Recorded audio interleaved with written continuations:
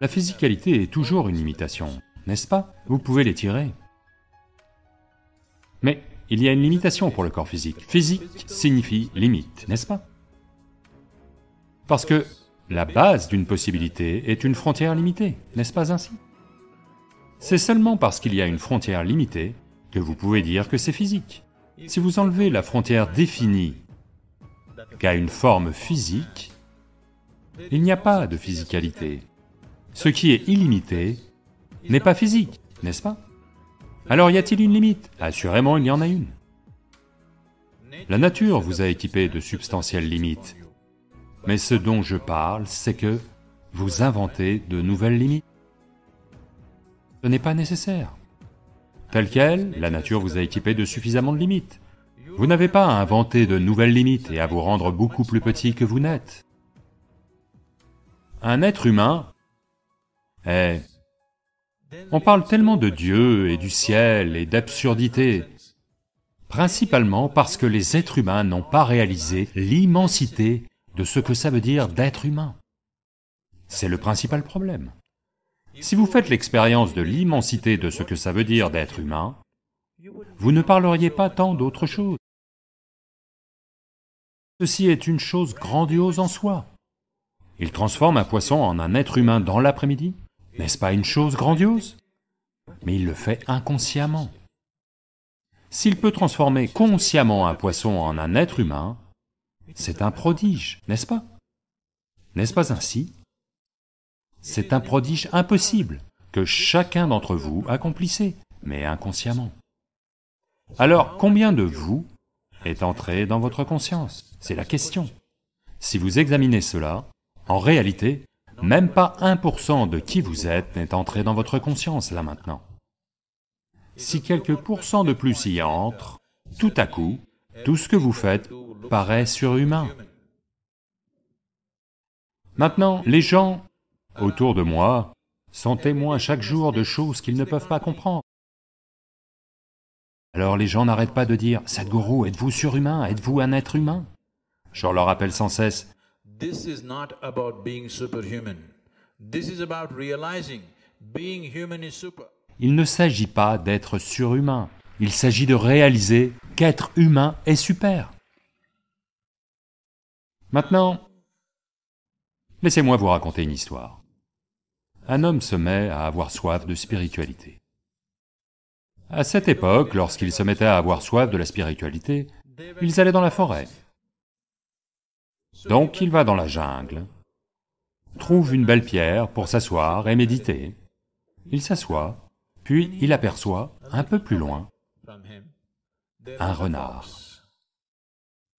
avec les deux pattes antérieures sectionnées. Un renard estropié. Probablement dans un piège de chasseur, les deux jambes sont parties. La nature n'est tendre envers aucune forme d'incapacité.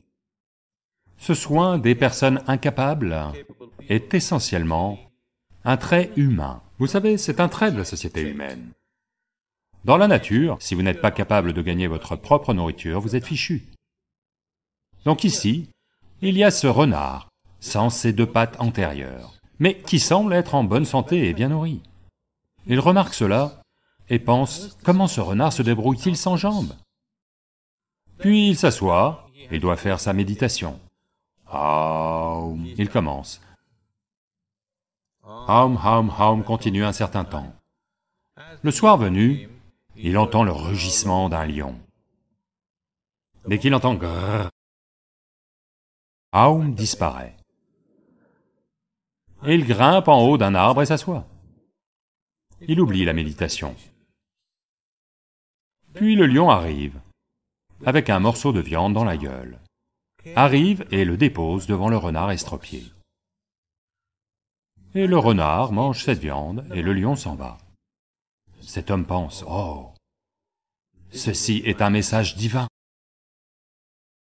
Dieu essaie de me dire quelque chose. » Un renard estropié nourri par un lion féroce. C'est un miracle de miracles. Dieu m'envoie un message. Quel est le message? Quel est le message? Quel est le message? Il oublie complètement sa méditation et se met à réfléchir à ce qu'est le message. Puis il en arrive à son propre message. Il dit, « Oh, Dieu essaie de me dire que dans cette forêt miraculeuse, même un renard estropié est nourri par un lion féroce. Quand c'est ainsi, toi imbécile, toi sur le chemin spirituel, pourquoi penses-tu à la nourriture? Reste juste assis là. De toute façon, elle te parviendra. » Alors il s'assoit, un jour, deuxième jour, troisième jour, sixième, septième jour, il appelle la vie en gémissant, incapable de bouger, totalement affaibli, il gémit, à l'agonie. Un yogi passait par là, il entend ces bruits, il s'approche de lui et demande, « Qu'est-ce qui t'est arrivé? Pourquoi es-tu comme ça ?» Il dit, « Oh, grand yogi, dis-moi s'il te plaît, j'ai reçu un message divin, je l'ai suivi et je suis devenu comme ça. » Le yogi demande, « Que s'est-il passé ?» Il dit, « Là, regarde ce renard, regarde-le, il est bien nourri. Chaque jour, ce lion arrive avec un morceau de viande et le nourrit. Ne penses-tu pas que c'est un message divin? Dis-le-moi, s'il te plaît, est-ce un message divin ?» Le yogi dit, « À coup sûr, c'est un message divin. Mais pourquoi as-tu choisi d'imiter un renard estropié plutôt qu'un lion généreux? »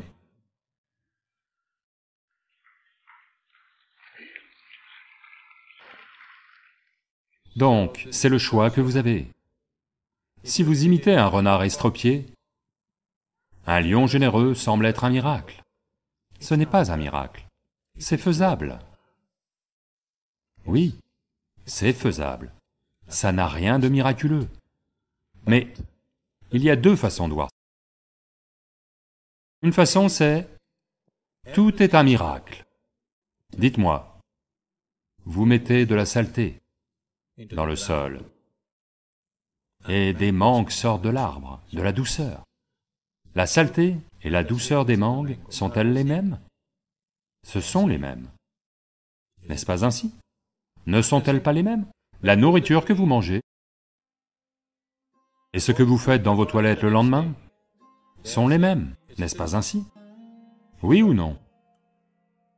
Si vous mettez cette même saleté dans le champ demain, à nouveau cela devient votre nourriture, n'est-ce pas ainsi? C'est la même chose. Mais pouvez-vous traiter les deux de la même manière? Non, vous avez besoin de discernement quant à la façon de les traiter, mais ce sont les mêmes, n'est-ce pas? Transformer de la saleté en mangue, n'est-ce pas un miracle? Transformer un poisson en un être humain, n'est-ce pas un miracle? Oui ou non? Tout est un miracle. C'est une façon de voir la vie. Une autre façon de voir la vie, c'est « rien n'est un miracle ». Tout se passe entre cause et effet. Si vous êtes suffisamment myope pour ne pas voir la cause, vous ne voyez que l'effet. Alors, c'est comme ça. Si vous êtes capable de voir à la fois la cause et l'effet, tout est explicable, tout est répétable, tout peut être produit. Maintenant, je parle d'une technologie pour vous transformer en miracle. Mais ce n'est pas un miracle. Toutes les technologies ressemblent à des miracles, n'est-ce pas? Supposez que vous n'y connaissiez rien en électricité, et la salle est sombre en ce moment, et je vous dis, maintenant regardez ça, je vais toucher cette partie du mur, et la salle va être inondée de lumière. Et si je le fais, waouh! Vous allez vous prosterner devant moi. Oui ou non? Tout ce que vous ne comprenez pas est un miracle pour vous, n'est-ce pas? Oui? Tout ce que vous êtes incapable de saisir est un miracle pour vous. Maintenant, je vais sortir quelque chose de ma poche, juste un assemblage de plastique et de métal. Je vais faire ceci et parler à quelqu'un en Inde, ou en Amérique, ou où vous voulez. Est-ce un miracle ou non? Le problème, c'est que vous l'avez tous, c'est ça le problème. Si j'étais le seul à l'avoir, vous savez, si j'avais eu un téléphone portable il y a 1000 ans, je serais devenu Dieu lui-même. La fichue chose m'est parvenue trop tard. Si j'avais eu une ampoule il y a 1000 ans, j'aurais pu devenir un dieu. La fichue chose est arrivée trop tard. Les technologies n'arrivent jamais à temps, vous savez. Tout ce que vous ne comprenez pas est un miracle pour vous. Et en même temps, y a-t-il une seule chose que vous comprenez vraiment?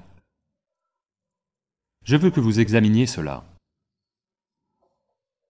Comprenez-vous cette fleur? Pleinement. Oui? Vous avez peut-être étudié la botanique pendant 10 000 ans, mais comprenez-vous pleinement cette fleur? Comprenez-vous un seul atome dans cette existence? Oui? Non, donc tout est un miracle. Si vous regardez assez profondément, tout est miraculeux. À un niveau, tout est explicable. À un autre niveau, tout est miraculeux. C'est la beauté de la vie. Si vous avez la raison nécessaire et le sens nécessaire de l'émerveillement et de l'enquête en vous, vous pouvez tout savoir et tout de même vous interroger parce que vous pouvez étudier cette fleur pour le restant de votre vie et quand même vous interroger à son sujet, c'est la beauté de l'existence, n'est-ce pas? Ou vous pouvez être un imbécile qui va tirer des conclusions sur cette fleur et croire que vous la connaissez. C'est la différence. Tout dans votre vie est comme ça, n'est-ce pas ainsi? Oui. Tout dans votre vie est comme ça. Donc c'est à la fois miraculeux et banal. C'est à la fois du domaine de la raison et au-delà de la raison. C'est à la fois humain et divin. Vous pouvez jouer entre les deux. C'est très beau. Vous pouvez aussi devenir un animal, vous savez? Très facilement, les êtres humains peuvent se comporter comme des animaux, n'est-ce pas? Parce que ce qui est humain n'est pas établi. Vous pouvez passer librement, sans heurts, de la nature animale à la nature humaine à la nature divine, et inversement si vous le souhaitez. C'est très beau, ne le gâchez pas.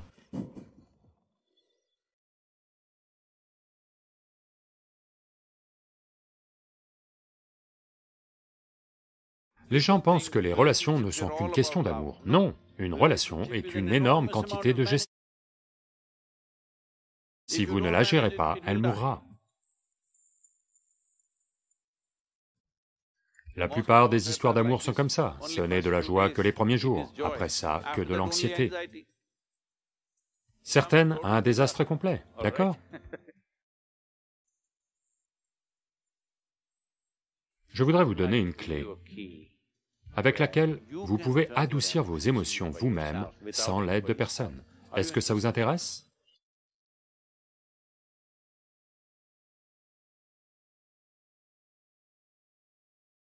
Vous savez, il suffit d'un clic ces jours-ci pour rencontrer quelqu'un, vous tombez amoureux et ensuite vous dites non, ce n'est pas la bonne personne. Et puis vous recommencez avec un autre. Alors qu'est-ce que le véritable amour exactement? Et cela peut-il arriver 2 fois, 3 fois? Donc c'est ça que j'aimerais vraiment comprendre.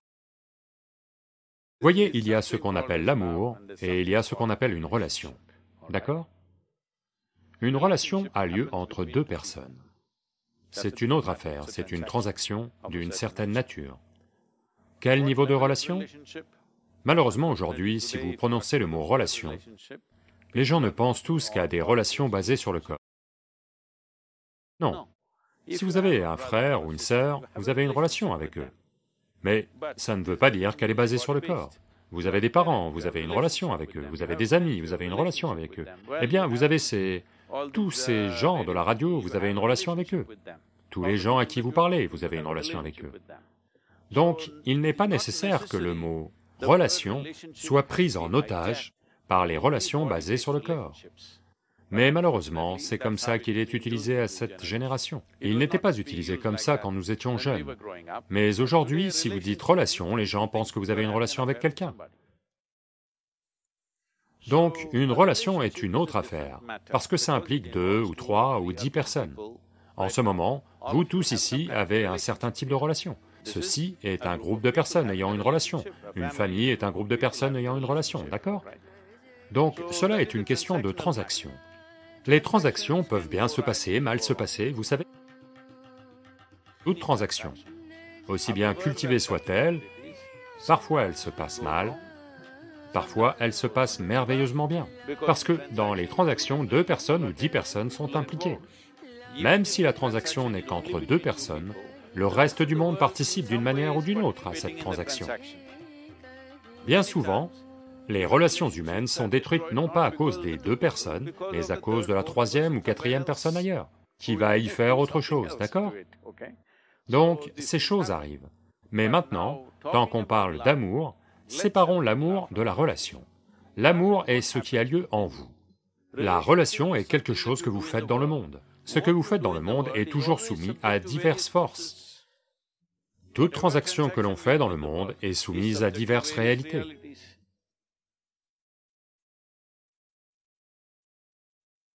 Une fois que vous êtes impliqué dans le monde, quelque chose se passe bien, quelque chose ne se passe pas bien, parce qu'il y a énormément de gestion. Les gens pensent que les relations ne sont qu'une question d'amour. Non, une relation est une énorme quantité de gestion. Si vous ne la gérez pas, elle va mourir. Si vous ne la gérez pas, elle va s'effondrer. Mais l'amour est ce qui a lieu en vous. Cela n'est pas soumis aux forces extérieures. Mais pour l'instant, les gens permettent qu'il en soit ainsi, malheureusement. Mais en réalité, ce qui a lieu en vous, la douceur de vos émotions, ne devrait pas être déterminée par quelqu'un d'autre, n'est-ce pas? Ce qui se passe en vous doit être déterminé par vous. Ce qui se passe dans le monde, vous ne pouvez pas tout déterminer.